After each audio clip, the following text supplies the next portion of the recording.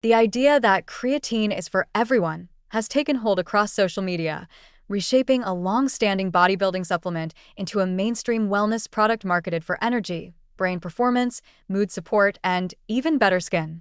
People who have never touched a barbell are adding creatine to morning lattes, and influencers frame it as an effortless path to sharper thinking, steadier energy, and improved overall health. While creatine is one of the most researched and genuinely effective supplements in sports nutrition, the new wellness positioning often glosses over important caveats, exaggerates cognitive benefits, and encourages people with no athletic need to take a compound they barely understand. The result is an inflated sense of safety, rising misuse, and a growing list of individuals who may be taking creatine without recognizing where the real risks and limitations lie.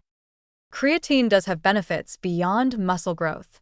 It plays a role in cellular energy production, and certain studies suggest that supplementation may modestly improve cognitive performance, particularly under sleep deprivation or stressful conditions. Some research points to small improvements in working memory or faster processing in specific situations. But the effects are nowhere near the dramatic gains portrayed online. The typical person will not suddenly think faster, feel happier, or experience a noticeable daily energy boost. Much of the psychological clarity people report after adding creatine reflects placebo effects or improved hydration, since creatine temporarily increases water retention within muscles. The wellness trend tends to cherry-pick the most promising results from isolated studies while ignoring the broader scientific consensus. Creatine may help cognition under special circumstances, but it is not a universal brain enhancer or mood stabilizer.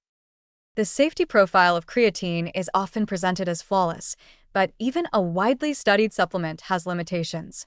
For one, it can cause water retention, bloating, and gastrointestinal discomfort, especially when taken inconsistently or in excessive doses. Many wellness users don't realize that creatine acts by drawing water into muscle cells, which can subtly shift hydration levels and increase overall water needs. Dehydration, headaches, or cramping can appear when people take creatine while also drinking diuretics like coffee or pre-workout powders.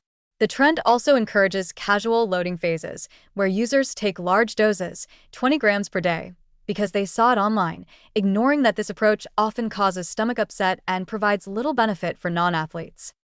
More concerning are the groups who should avoid or, at least approach, creatine with significant caution. People with kidney disease, reduced kidney function, or family histories of kidney problems may be especially vulnerable. Creatine breaks down into creatinine, a compound the kidneys must process, and although research shows that creatine is safe for healthy individuals, it can confound medical tests or place extra strain on compromised kidneys.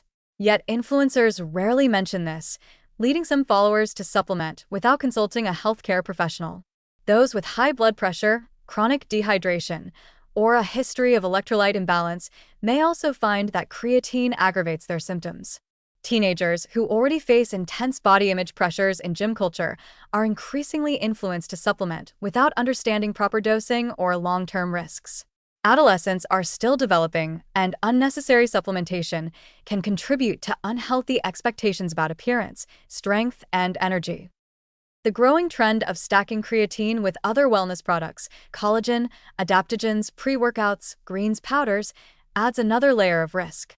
Many of these mixes contain stimulants, artificial sweeteners, or ingredients that can worsen bloating and stress the digestive system. Creatine is often added into this blend simply because it is supposed to be healthy, with little consideration for dose interactions or the cumulative impact on the liver, kidneys, or gut. For people who already consume high-protein diets, multiple supplements, or energy drinks, the addition of creatine can be the tipping point toward chronic digestive issues or dehydration. There's also the problem of unrealistic expectations. Creatine cannot compensate for poor sleep, high stress, inconsistent nutrition, or lack of physical activity.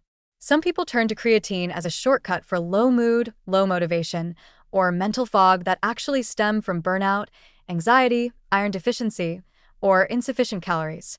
Treating creatine as a catch-all solution can delay proper treatment and mask deeper issues. Even in athletic contexts, creatine does not produce dramatic muscle growth without consistent resistance training. Many casual users end up disappointed, then increase the dose or add more supplements, compounding the risks. The wellness world has reframed creatine as harmless and universally beneficial, but that narrative ignores important nuances. Creatine can be a valuable supplement for athletes and certain individuals with specific cognitive or metabolic needs, but it is not a one-size-fits-all solution. Its benefits outside athletic performance are often overstated, its risks underdiscussed, and its adoption by the general public driven more by hype than by necessity. For many people, improving sleep, hydration, diet, and stress management will provide far more noticeable benefits than adding another powdered supplement to their routine. The rise of creatine for everyone is a reminder that even well-studied compounds can become problematic when stripped from context and promoted as universal health boosters, leaving users with inflated expectations and avoidable side effects.